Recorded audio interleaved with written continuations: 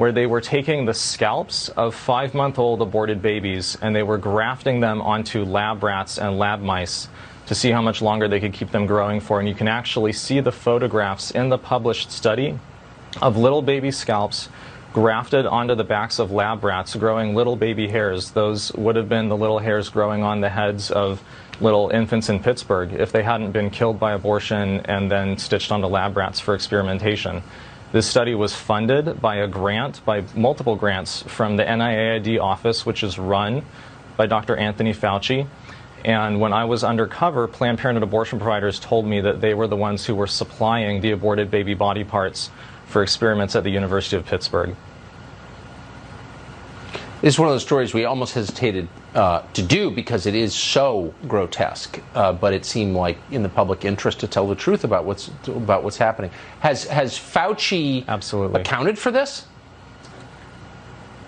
No, and Dr. Anthony Fauci owns every bit of this study because as the head of, and owns every bit of this issue because as the head of the NIAID office, the buck stops with him in terms of how those grants are spent, whether they're being monitored and made sure that they're ethically and legally and just compliant as far as good stewardship of taxpayer money.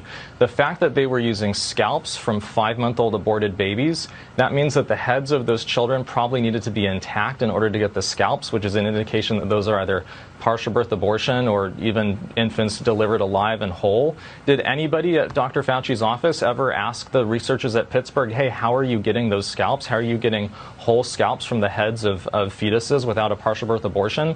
I think that Dr. Fauci should be brought in front of the Senate or in front of the United States Congress and ask those questions directly about what his office did to make sure that these grants and that these barbaric experiments were in compliance with all the applicable federal laws and regulations for those federal taxpayer grants.